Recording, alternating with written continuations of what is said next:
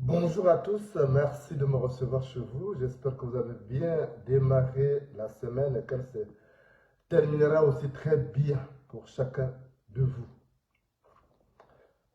Les émergents, du moins, le gang qui est au pouvoir au Gabon, le gang dirigé par Ali Bongo, sa femme Sylvia et leur fils Noureddin Bongo, ce gang, disais-je, vient d'essuyer une douche froide. Ce gang avait tout fait pour que le président français Emmanuel Macron descende à Libreville pour légitimer son pouvoir. Tout a été mis en œuvre et vous pouvez vous renseigner auprès des Gabonais qui travaillent au palais. Emmanuel Macron devait arriver pour signer un certain nombre de contrats avec le Gabon.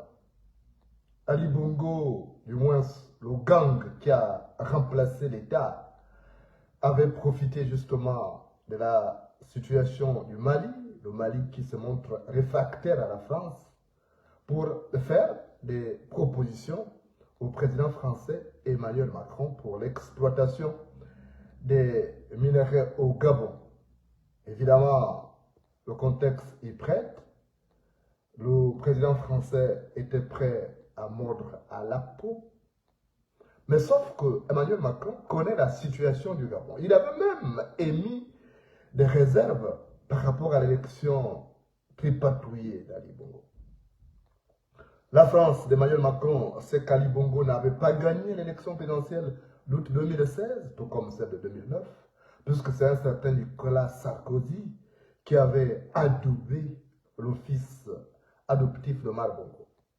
Emmanuel Macron, sachant très bien qu'Ali Bongo fait dans l'imposture, était mal à l'aise de venir à Libreville, sachant que les observateurs de l'Union européenne étaient présents à Libreville et avaient émis des réserves par rapport à cette élection.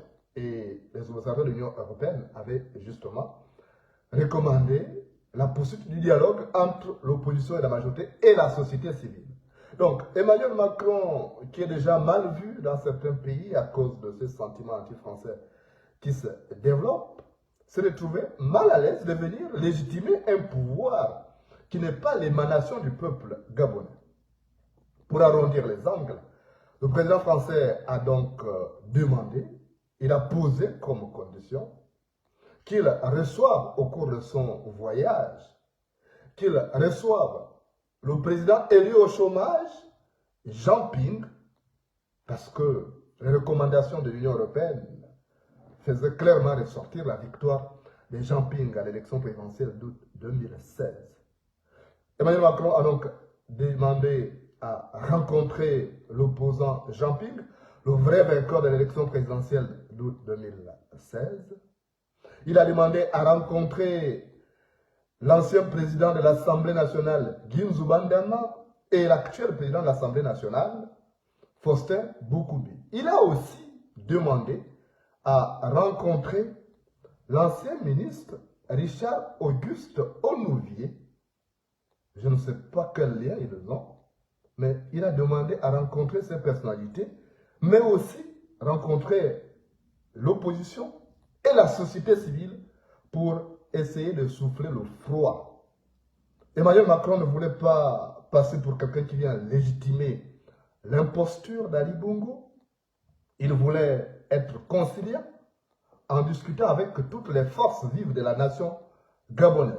Sauf que cette initiative a été très mal perçue par les turferaires du régime Bongo qui ont vu là une occasion pour Macron de légitimer un certain opposant qui aujourd'hui aspire à remplacer Ali Bongo.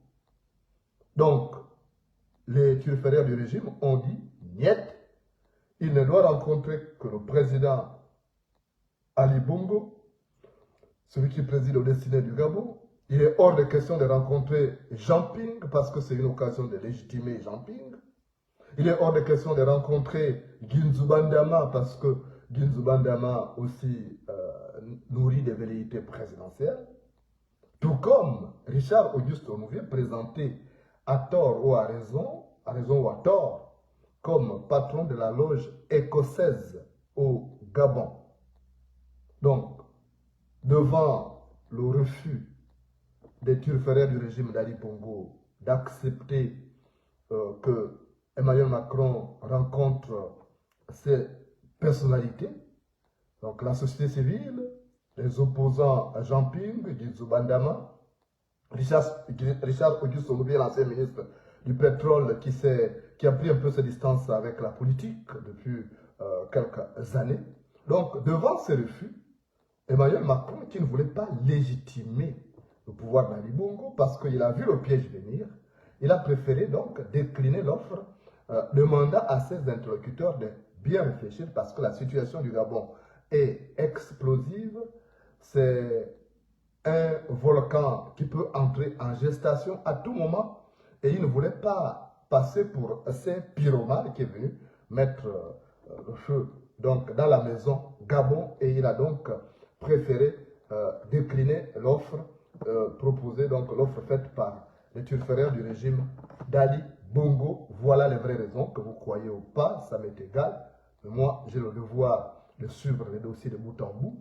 Et je tiens à vous préciser que dès que j'avais reçu l'information, j'ai activé un certain nombre de personnalités africaines, gabonaises et africaines en général, et qui ont appelé l'Élysée pour dire que si Emmanuel Macron va au Gabon pour légitimer le pouvoir d'Ali Bongo, il aura exacerbé le sentiment anti-français. Nous avons passé des coups de fil à l'Élysée, au Quai d'Orsay, tout ça pour dissuader, et ça a payé finalement, même si on ne vous le dit pas, puisque les Gabonais généralement ne comprennent pas certaines situations, ils ne voient que les résultats, mais il y a eu du lobbying.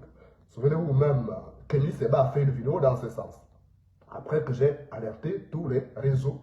Donc, voilà la raison pour laquelle Emmanuel Macron, qui avait déjà modifié son agenda pour prévoir donc l'escale de Libreville après Cotonou, parce il était question, avant de rallier le Cameroun, qu'il passe par le Gabon, même si c'était pour quelques heures, mais rencontrer justement Ali Bongo, la classe politique et la société civile pour essayer de fumer le calumet de la paix parce que la situation du Gabon mérite d'être traité avec beaucoup de circonspection, beaucoup de recul et surtout beaucoup de hauteur pour un président qui tient à préserver ses intérêts en France, en Afrique. Emmanuel Macron ne pouvait pas donc prendre ces gros risques de venir exacerber ces sentiments anti-français qui devient grandissant à travers l'Afrique. Voilà, l'information continue sur Facebook et YouTube.